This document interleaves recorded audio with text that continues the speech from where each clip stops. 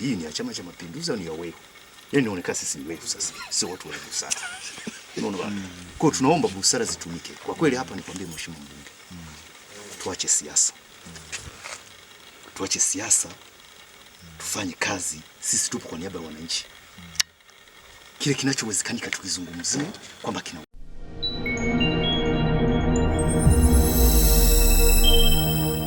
maswali machache. Mheshimiwa, labda unatambua ujio wa walimu kwanza, yani walimu kutoka wa Kacheri ambao walikuwa kule kwa maana ya kile kitongoji cha Kacheri na Rugufu. Unatambua uwepo wao hapa na ulipewa taarifa pengine ya kiofisi kwamba bana tunakuletea watu fulani hapa kwa utaratibu fulani. Labda tusaidie. Taarifa hiyo nilipata kutoka kwa katibu wa elimu wa kata. Siku ya Jumanne ofisini ananiambia bwana, mheshimiwa, twende katembelee walimu wako wamehamishwa kutoka Kacheri na Rugufu, wamepatikana shule mpya ya Kacheri. Basi mimi nikatoka nikamwaga kiongozi wangu diwani kusema bwana, naenda kuangalia uratibu ujio wa walimu na wanafunzi kana barua yao lipewa.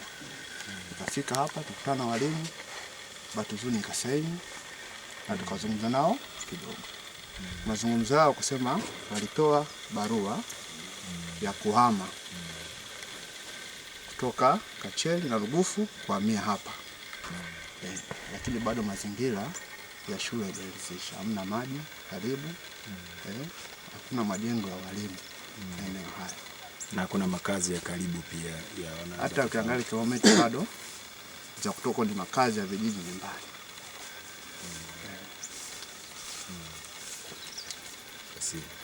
Kidogo na mimi naomba. Mimi mwenyekiti wa kitongoji cha Kacheri. Subiri kwanza kidogo mwenyekiti.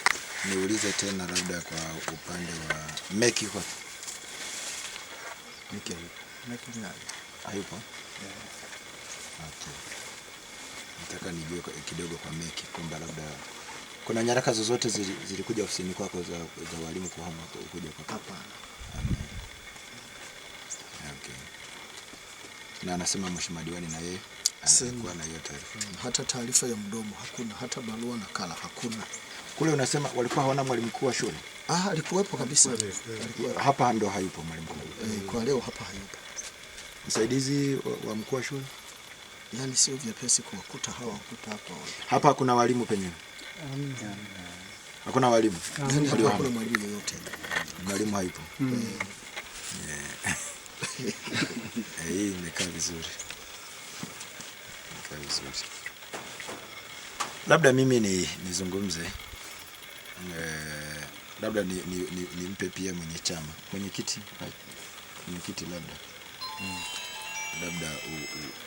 labda tuzungumze kidogo. Labda niulize tu machache kama wananchi walishirikishwa au hawakushirikishwa wakati kwanza shule na hamia hapa. Sababu maana naona hii taharuki kidogo ni kubwa. Kwa jinsi mimi nilivyoiona imekaa vibaya.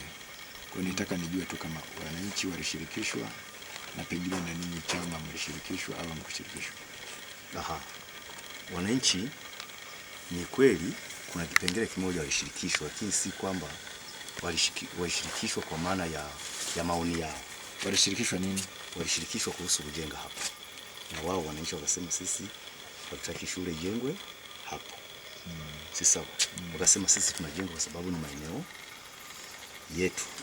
Na wakatishiwa kwamba kama ni hivyo tutarudisha zile fedha ziende sehemu nyingine.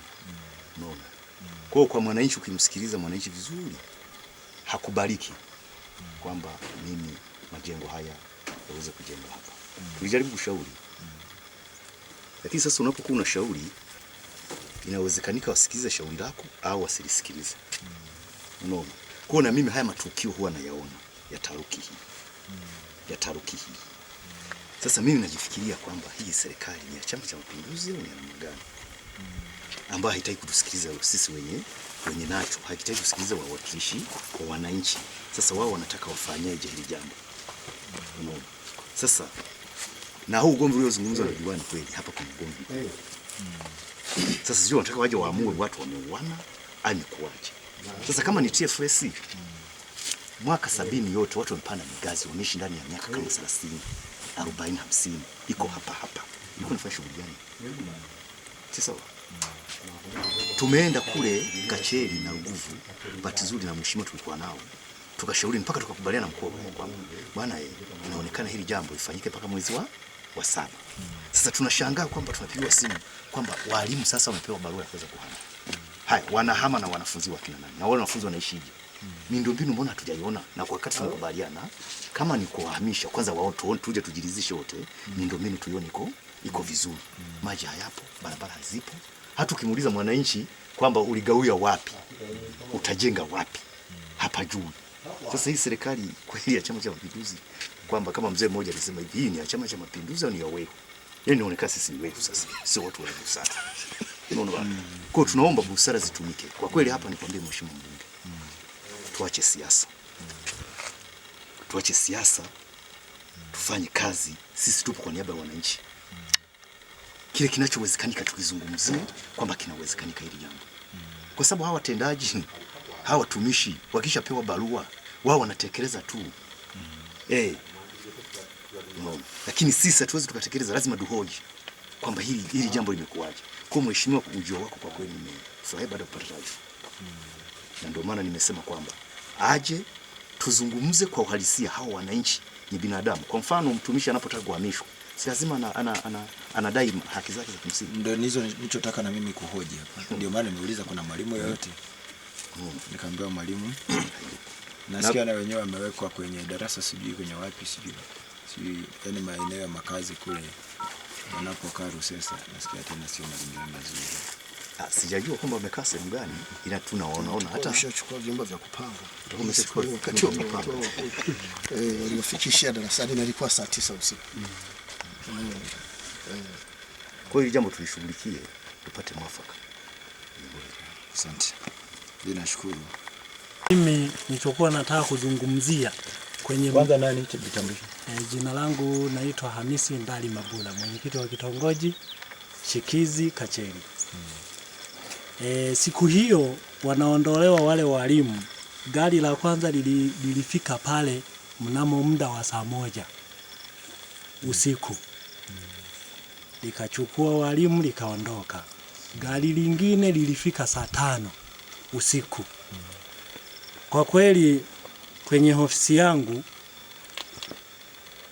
hakuna taarifa yoyote ile, kwa sababu huwa tunajua kwamba wageni wote wale huwa wanakuja ofisini, wanaripoti, wanafanya shughuli zao, kiongozi yote wanafika ofisini. Lakini kwa hili hatujaona chochote. Kwa mara ya mwisho saa 5 usiku gari hilo likachukua walimu kwa mara ya mwisho saa 5 usiku. Labda niulize swali. Naam.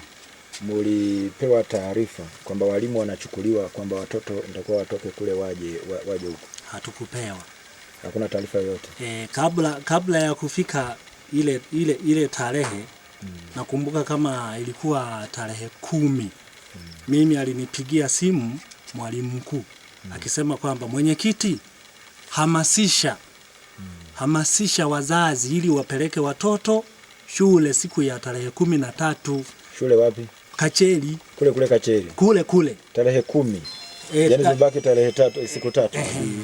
Basi tukazungumza, akasema wewe nani na wale ambao tulizunguka tukaandikisha, himiza kabisa fanya utaratibu, fanya matangazo. Kamwambia hilo hakuna shida.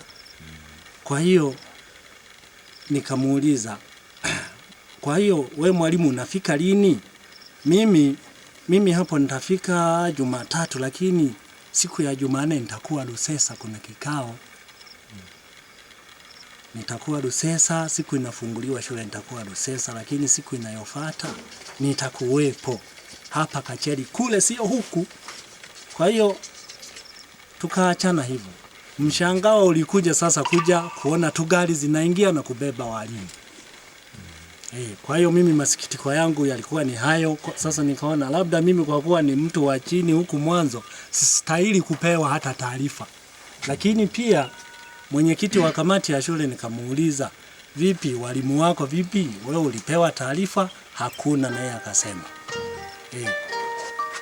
Kwa hiyo mheshimiwa, sisi masikitiko yetu ni hayo, ndio kilio chetu. Na watu wanalia kweli kweli. Labda niulize tena. Kuna nyumba yote ambazo wananchi wameshajenga mmehamia huko? Hakuna. Hakuna. Hata moja hakuna. Kwa ujio na safari wapo. Shule hii imejengwa hapa, wanasema ni London, ila kwa sisi wenyewe tunasema ni hapa ni Nyampasa. Nyampasa sio London. London iko huko chini kabisa huko porini, ila wao wanalazimisha hapa ni London, lakini sio London kweli kweli kwa historia ya wananchi ambao tunaishi Zeze. Kwa hiyo ni kitu cha kwanza, yaani kwa maana ya London hapa ni Nyampasa. Hata kumuuliza mwananchi wa Zeze pale ni wapi, wanasema ni Nyampasa. London iko chini ambapo kabisa inakaribia na kijiji cha Pamira. Kwa hiyo ukijenga ile shule, na ndio maana shule ya pili ilishindikana kujengwa. Kwa sababu ukisimama hivi kuangalia, unaangalia Pamira. Ukiangalia hivi ni Kwaga.